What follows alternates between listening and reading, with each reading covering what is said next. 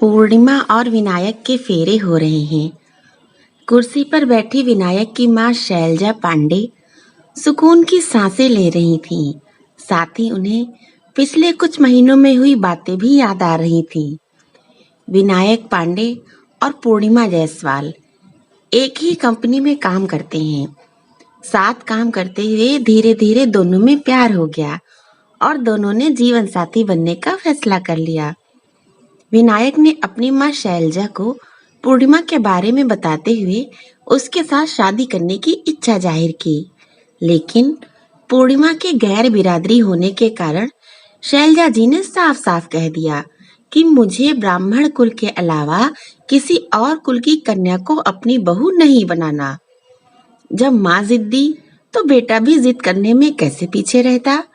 उसने भी ऐलान कर दिया कि शादी करूंगा तो पूर्णिमा से ही, नहीं तो आजीवन अविवाहित रहूंगा। शैलजा पांडे को लगा कि विनायक उनका इकलौता बेटा अगर अविवाहित रहा तो वंश कैसे आगे बढ़ेगा। सो उन्होंने अपने मोबाइल में जीवन साथी ऐप डाउनलोड कर लिया और लगी खोजने अपने बेटे के लिए सुमुखी, सुशीला, सुंदर ब्राह्मण लड़की। अच्छे अच्छे ब्राह्मण परिवार की सुंदर सुंदर लड़कियों की फोटो देख शैलजा जी फूली नहीं समा रही थीं। फिर शैलजा जी ने कुछ अच्छी लड़कियों की प्रोफाइल देखकर उन्हें इंटरेस्ट सेंड कर दिया। कुछ प्रोफाइल्स ने उनका इंटरेस्ट एक्सेप्ट किया तो कुछ ने डिक्लाइन कर दिया। डिक्लाइन करने वालों पर शैलजा पांडे को तरस आने लगा कि उन्होंने एक बेहतरीन रिश्ता हाथ से निकाल दिया। बात को आगे बढ़ाते हुए शैलजा जी ने एक प्रोफाइल में दिए गए नंबर पर कॉल लगा दी। कॉल लड़की के पिता ने रिसीव की। दोनों पक्षों ने कुछ देर बात की, फिर एक दूसरे की पृष्ठभूमि से संतुष्ट होकर लड़की देखने का दिन सुनिश्चित होने पर सूचित करने को कहकर शैलजा पांडे ने कॉल कट कर दी और उत्साह से भरी विनायक को लड़की का प्रोफाइल दिखाने के लिए विनायक की तरफ अपना मोबाइल बढ़ाया। विनायक ने मोबाइल को ये कहकर परे कर दिया कि माँ, मैं आपको अपना फैसला बता चुका हूँ। शैलजा जी ने बेटे से आग्रह किया, बेटा कितनी सुंदर लड़की है, एक बार तुम प्रोफाइल को देखो तो सही, तो पूर्णिमा को ना भूल गए तो कहना। यह कहकर शैलजा जी ने अपना मोबाइल विनायक की आंखों के आगे कर दिया। विनायक की आंखों में गुस्सा और दर्द उभर आया। वो बिना कुछ कहे उठा और घर के बाहर निकल गया।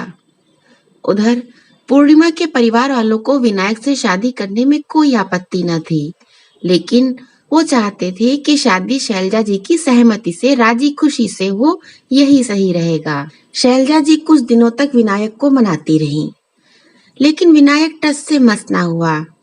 उधर लड़की के पिताजी शैलजा जी से लड़की देखने के लिए जोर दे रहे थे।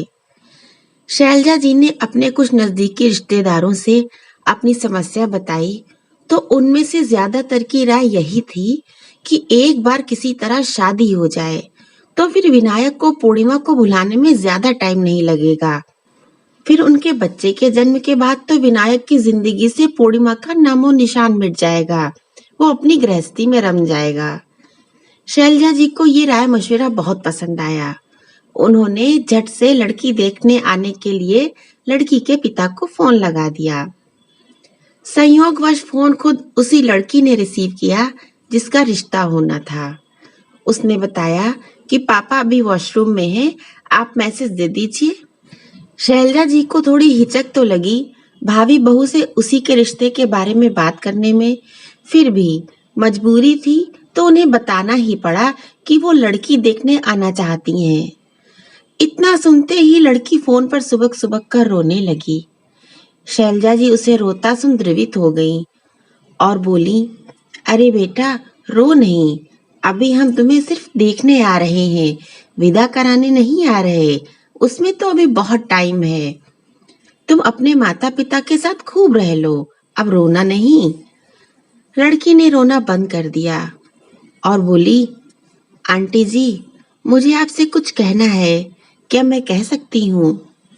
शैलजा जी ने कहा, हाँ हाँ बिल्कुल कहो, क्या कहना है? लड़की ने कहा, आंटी जी, मैं किसी और से शादी करना चाहती हूँ। उसके पापा नहीं है, बस मम्मी और एक छोटी बहन है। वो कह रहा है कि पहले वो अपनी छोटी बहन की शादी करेगा, फिर अपनी। बहन के लिए रिश्ता भी ढूंढ रहा है, लेकिन मेरे पापा कह रहे हैं कि जाने कितने दिन लग जाए उसकी बहन का रिश्ता होने में। इसलिए मेरे पापा हमारी शादी के लिए तैयार नहीं हो रहे हैं। उन्होंने जबरदस्ती जीवन साथी पर मेरा प्रोफाइल बना दिया है, मेरी मर्जी के खिलाफ। लड़की के मुंह से ये सब सुनकर शैलजा पांडे की तो होश उड़ गए। उनके मुंह से निकल पड़ा, क्या तुम्हारा भी किसी और से चक्कर चल रहा है? शैलजा की बात सुनकर लड़की की हंसी छूट गई।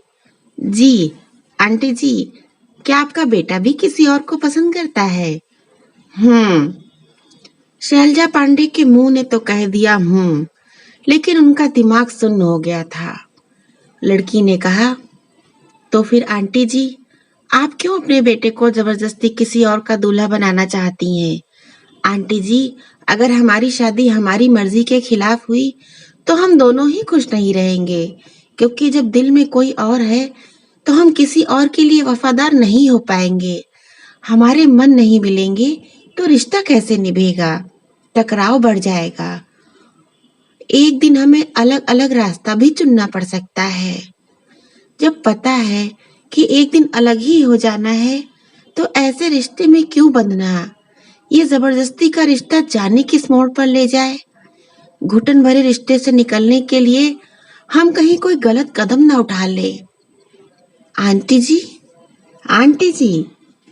शैलजा जी की तरफ से कोई रिस्पॉन्स न आने पर लड़की ने उन्हें आवाज लगाई, लेकिन शैलजा जी हाथों में फोन पकड़े लड़की की सब बातें सुन रही थी। मैं सुन रही हूँ। क्या ऐसा भी हो सकता है? गलत कदम मतलब तलाक या फिर सुसाइड? नहीं, मुझे अपने इकलौते बेटे को सुसाइड नहीं करवानी। जात बिरादरी के चक्कर में उसका जीवन नहीं खराब करना। विनायक बेटा। शैलजा देवी बेटे को पुकारने लगी। क्या हुआ माँ? फेरों पे बैठा विनायक चिंतित हो गया। नहीं, कुछ नहीं। शैलजा देवी वर्तमान में लौट आई। विनायक पूर्णिमा की मांग में सिंदूर डाल रहा था। शैलजा जी ने मन ही मन उस लड़की का शुक्रिया अदा किया, जिसके कारण वो सही समय पर सही फैसला ले पाई थी।